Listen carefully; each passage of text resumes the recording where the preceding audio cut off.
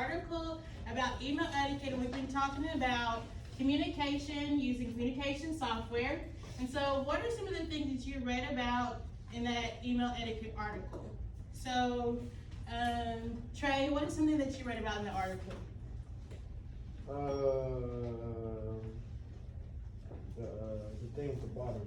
What's the thing at the bottom? Like a signature line and stuff. Okay, so what's the purpose for a signature line? To like let someone know like specifically who you are. Good, so it gives them an idea about your contact information. Eric, what's something else that you read about in the email article? The subject line. Alright, so you want to have a subject line, why?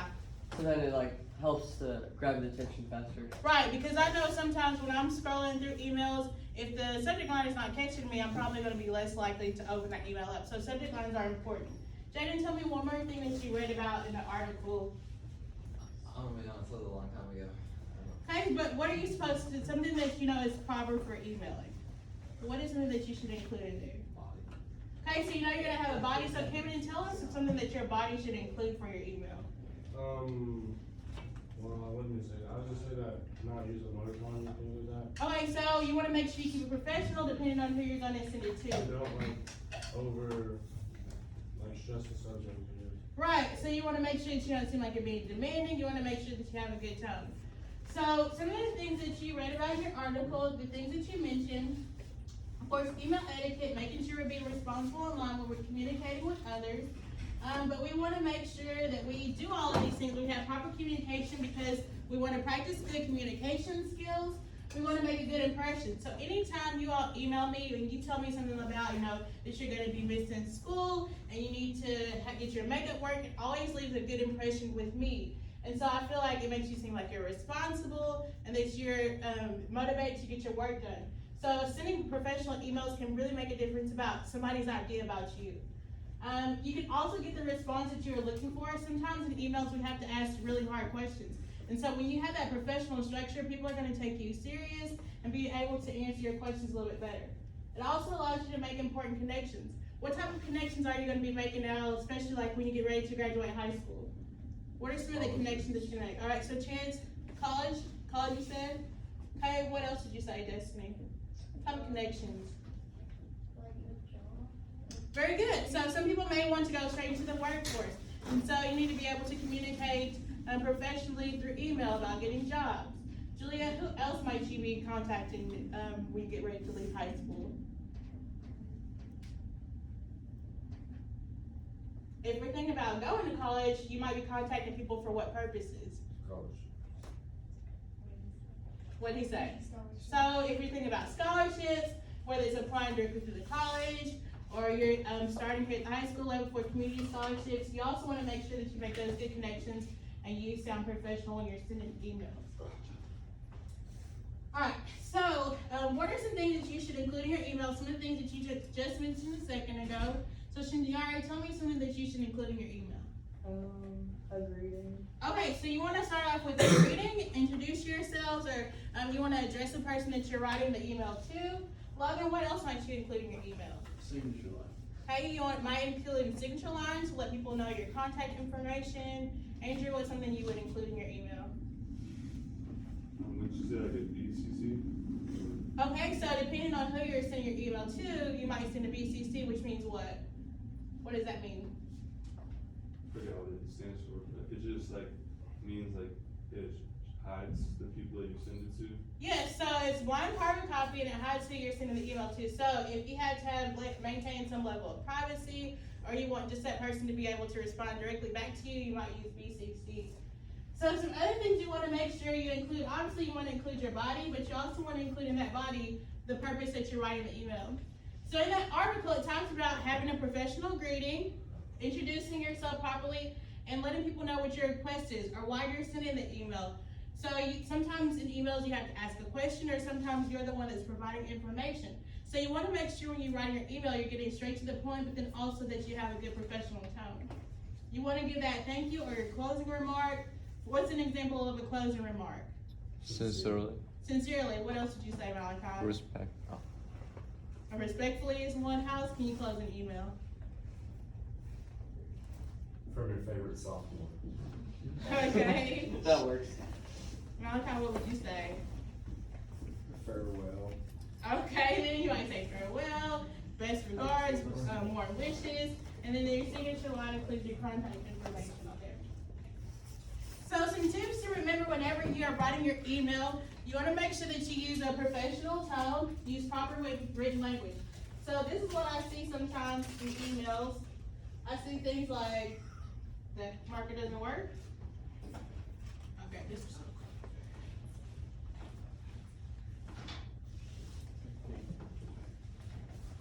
Alright, so I see some things like your, to, what are some of the things I see on there? Lol. What? Lol. LOL. Oh, okay. Alright, so depending on who it is, sometimes people don't spell out the words all the way. They may use the number 2 for the word to. Before. And so you want, yeah, that's another one. So before I leave class today, can you remember? So you want to make sure that you spell things out properly as well.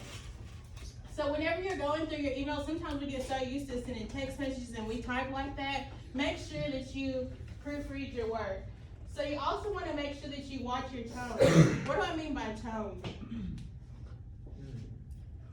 What are some things that you see in like text messages or emails that kind of make you question like the motive or All how the caps. person is feeling? Yeah, so all caps can sometimes make you feel like somebody is yelling at you or make you feel angry.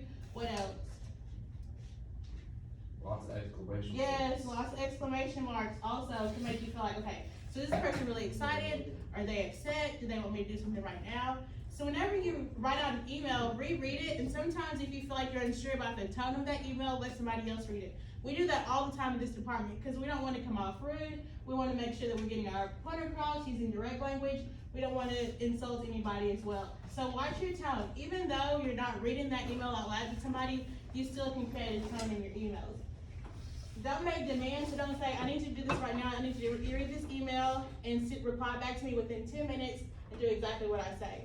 It's okay to ask people questions in emails, but it's all about how you word the emails. And so you wanna make sure that you choose your words carefully. And you also wanna assume that anybody can read your email at any time. So, of course, maybe if I'm writing an email to Cameron, it may not be to Jaden, but what can Cameron do? Show. So, She can show them, she can forward them that email. So if you have something private to talk about, what can you say in an email? don't show this to anyone. That Classified. didn't mean anything. What would you say? Classified. Very good. So you want to say, instead of saying, hey, don't show anybody, because if you tell me that, I might be tempted to show somebody anyways, or somebody else might be tempted to show somebody anyways. And so you can say, I have something private to discuss with you. Can we meet on Wednesday at 3:30 in order to discuss this issue? And then you can talk about it in person. And so also you don't want to talk about others in emails. You just want to make sure that you keep it professional overall. And so what if you receive a message, whether it's in person or about email, about something that is unclear and you need clarification on it? So what if you aren't sure about something and you need to email somebody for clarification? How do you think you would go about doing that? What would you say? Could you further evaluate on the topic? Yeah, could you elaborate on the topic? That's a perfect example. What else could you say? What do you say, Trey? I'm gonna say you like go to the signature line and find out like their contact information. Okay, so again, from an email, you can go to the signature line, find out the contact information. Maybe give them a phone call or ask if you can call them for further clarification. So we are going to evaluate a couple of messages so we can look at the difference between what you might do versus what you might not do whenever you're sending an email for clarification. Because sometimes emails can be hard to send if we aren't sure about something. So let's look at this first email. This first email, the subject says, none. It says, I've been working on the homework for like 2 hours and I don't get it. What's the point? What am I supposed to do? I got way too much going on and I have to work tonight, Jim. Hey, Oh, so let's start breaking this email down. I So, Gabby, what would you say about the first issue, or what's one of the issues with this email? no subject. Hours. Grammar. Alright, so we noticed the grammar and the spelling first. So, we see like apostrophes are missing, punctuation. We see some letters missing for some words. What does this let me know? Now, they did not know what That they did not what? They didn't know what they were Go to doing. kindergarten. They did not proofread that email, right? So they did not look over the email before they sent it. Hey, what else did you say, Cameron, about this email? The signature line. Hey, so down here it just says Jim. They don't even say thank you for your time, anything like that. It is like, I gotta work tonight, bye, this is Jim. That's it. Alright, what are you gonna say? The subject, Yeah, so what is the subject? None, there's not a subject at all. So if I'm scrolling through, looking at my emails from all my employees, I might skip over this person's because they didn't leave a subject line on there. Okay, Eric, tell me one more thing you can say about this email. The punctuation. Okay, so we said punctuation already. Maybe tone, cause like. Very good. So the tone of Okay. it, how does email make us feel? Like. I feel like I'm being yelled at. Yeah. Yes, so we feel like maybe. we're being rushed, we feel like we're being yelled at. Talking really fast. Exactly, so even though we're just reading those words, we still get a certain feeling about this email because of the tone. He doesn't have a closing. Alright, and he also doesn't have a closing on there. So this email kind of leaves us hanging. So if I'm the teacher, I'm like, oh, they want to talk to me like that? Okay. So it kind of makes me feel a certain way. So let's look at how we should write an email. And let's point out the good things about this next email. Alright, so this one says, technical reporting, memo question. Dear Ms. Gold, I'm a student in your technical reporting class, and I'm confused about today's homework assignment. I would appreciate it if you could explain what you mean by incident report. Is there a place in the textbook where I can find an example? Thank you very much for your help. Sincerely, Jim. And then Jim provides his contact information. What are some good things about this email? Everything. Like what? Subject. Okay, there's a subject reading. here. Good grammar, closing. Okay, so that uses good grammar. Also, there's a closing. Sincerely, Jim. Thank you very much for your help. What else did you say, Camden? He's asking. Oh shit. You make Camden. Well, I don't know. What would you say else is good, especially compared to the other one? What, think of it, look in the body. The tone of it, I guess. Yeah, so the tone of it. So, Roddy, what were you gonna say about, instead of telling me that they've got all this extra work to do, He's what is, asking this one. yeah, so he's asking, saying, look, can you help me about this specific thing that I'm needing further understanding about? So, instead of just saying, I'm not really trying to do this, I can tell that this person was trying to attempt their work, and they actually were looking at it, and they just need a little bit more help, and they're actually asking for, where can where can I find more information about this specific topic? What do you mean by this? So this person took the time to create a subject that lets me know what the topic of the email is about. They also have a greeting on here that let me know what the issue is and the direct to the point, and they're gonna ask a question so that they can get some results from it. They also have the closing, thank you very much for your help, and sincerely Jim. The signature also provides the contact information. So whenever you write your email for a professional reason, whether it's to your admins, for a job, or you're applying for a school, trade school, or college, for scholarships, you wanna make sure that you use an email structure like this. Make sure that you've got that greeting, make sure your body is direct to the point, that you let the people know what you need, and also you wanna create a polite tone. Use a closing, and also use a signature that provides your contact information. So the way that you email people may not necessarily be the same for just your friends, as it would be to maybe an administrator, or a professor, or a teacher, or a potential employer. And so it's just important to keep those things in mind about your tone and also your written language as well. So today, you're going to practice writing emails given certain scenarios.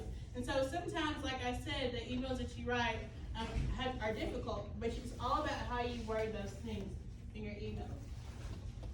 So in a second, you're going to go to Google Classroom. On Google Classroom, you will see the email scenarios. For the email scenarios, you're going to be given like 6 different scenarios that you're going to read, and you're going to come up with a response for the scenario, and you're going to include subject line, greeting, body closing, and also signature in order to give them your information so they can contact you if necessary. So an example of what one of the scenarios is you need a day off from work for a doctor's appointment. So you email the human resource manager. So let's think about the subject line. So what would you use for the subject line, Malachi? If you're going to tell your boss or your human resource manager that you have a doctor's appointment, what might you use for that subject line? calling in from work. Okay, maybe calling them for work. What else might you say? Important, I guess, you put important. Okay, but you may put important dash, what? Yeah, Doctor's doctor's appointment, yes, to let them know that you have maybe an appointment coming up. So, what would the greeting be? Thank you, Mr. Boss Man. Hey, so if you don't know their name, what could you say? Say boss. Yeah, so to whom it may concern. Hey, or if you wanna make up a name for your human resource manager, you can do that. So for your body, it's gonna be your goal to let them know about what day your appointment is, what time of day your appointment is, and how much time you would need off. And so you can be really quick and precise and to the point, and you also wanna make sure you thank them for their time, and also you just wanna make sure that they know the importance of this appointment as well. So when you do your closing, you wanna of course say thank you, and then include your contact information if they need any more information. That way they can call you and let you know when you know, if you got scheduled off, or if you need to make changes for your appointment. Alright, so I want you to go ahead and go to Google Classroom.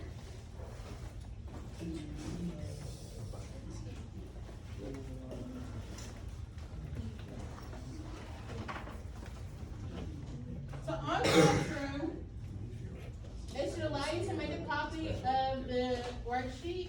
And so for each one of these scenarios, you're going to include a subject, greeting, body, closing, and signature. So you're working on creating that professional response and tone in order to reply to certain scenarios that you might face in the business. Okay? Any questions about what your goal is, what you're supposed to accomplish? What am I sending that to you?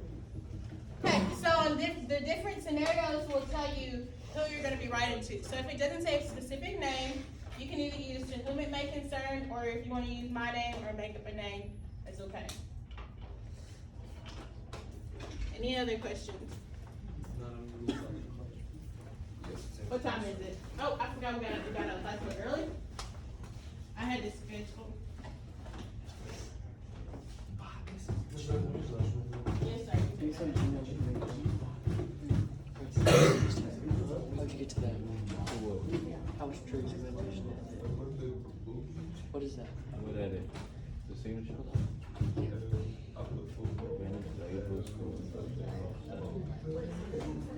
Maintenance label.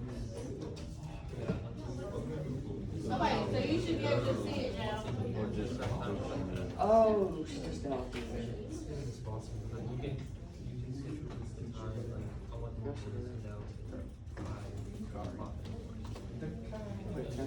Hey, can you see it now? There it is.